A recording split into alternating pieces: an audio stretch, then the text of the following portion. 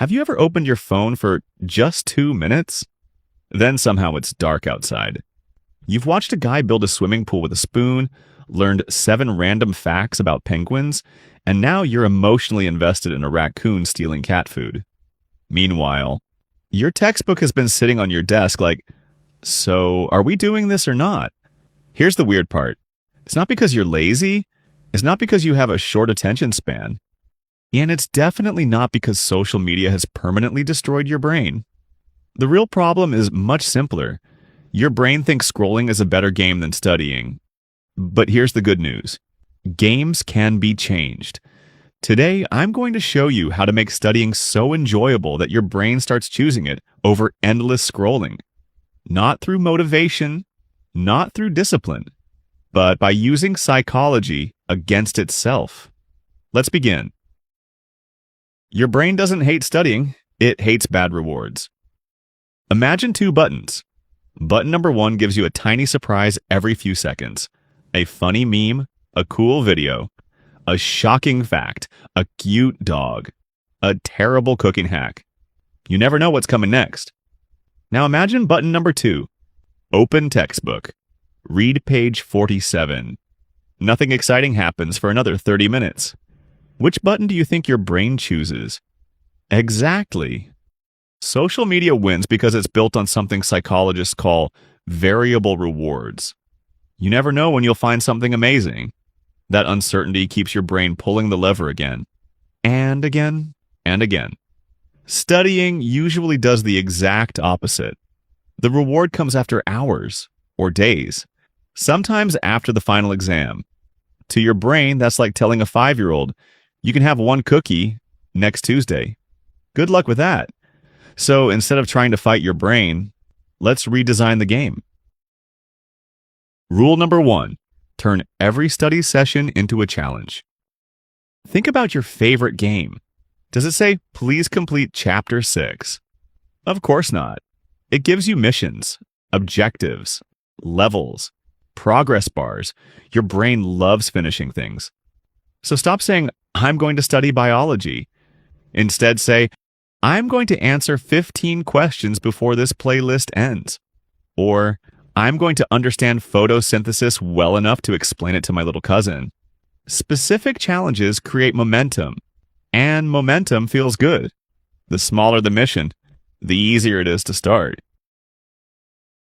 Rule number 2, chase curiosity, not completion. Most people study like robots. Page 1, page 2, page 3.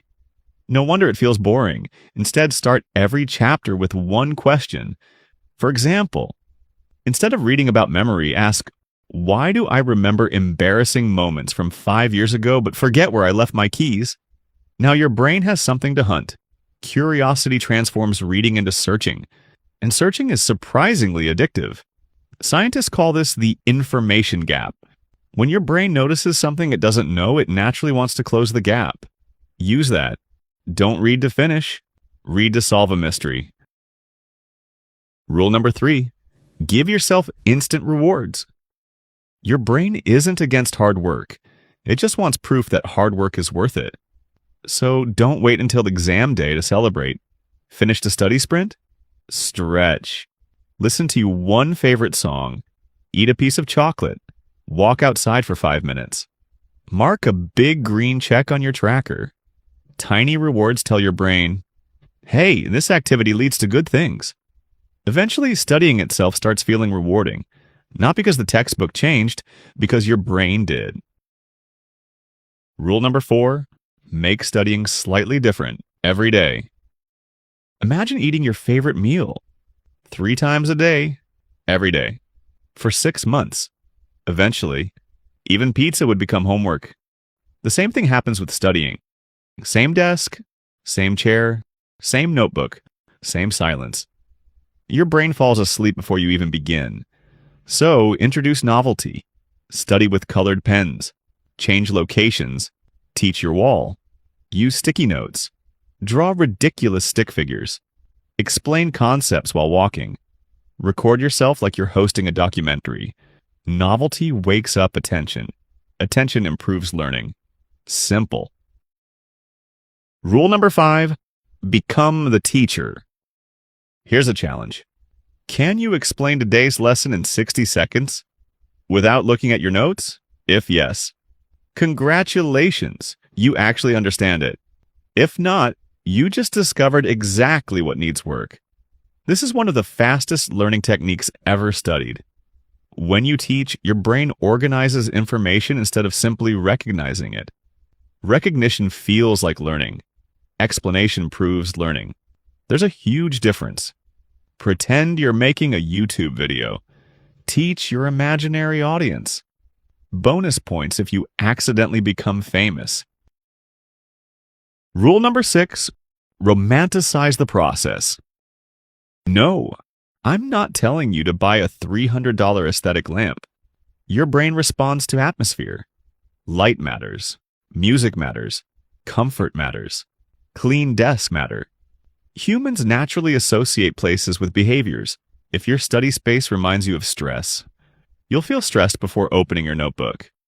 Instead, create a place your brain wants to visit.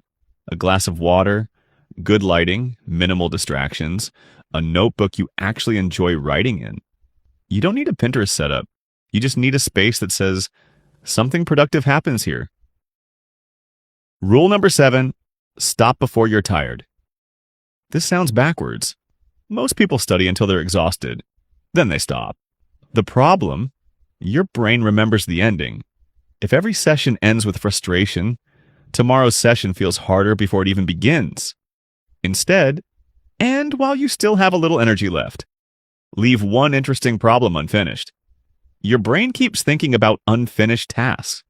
Psychologists call this the Zeigarnik effect. It's one reason cliffhangers work so well.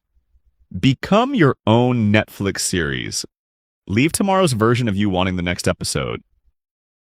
Here's the secret nobody talks about. People think disciplined students enjoy studying because they're naturally motivated. Usually, it's the opposite. They enjoy studying because they've built systems that make it enjoyable. Fun isn't something you discover, it's something you design. The students who seem obsessed with learning rarely rely on motivation. They reduce friction. They create challenges. They reward progress. They stay curious. And eventually, their brains stop seeing studying as punishment. Your challenge. Don't try all 7 ideas tomorrow. Choose one. Just one. Turn tomorrow's study session into a game. Set one mission. Reward yourself afterward. Teach one concept out loud. That's enough. Remember, you don't need to become someone who has perfect discipline. You just need to become someone whose brain thinks studying is more interesting than scrolling. And once that happens, picking up your textbook starts feeling surprisingly easy. Not because studying became easier, because your brain finally switched teams. If you enjoyed this video, subscribe to Simple Actually for more science-backed ways to study smarter, focus better, and make learning feel a whole lot easier. I'll see you in the next one.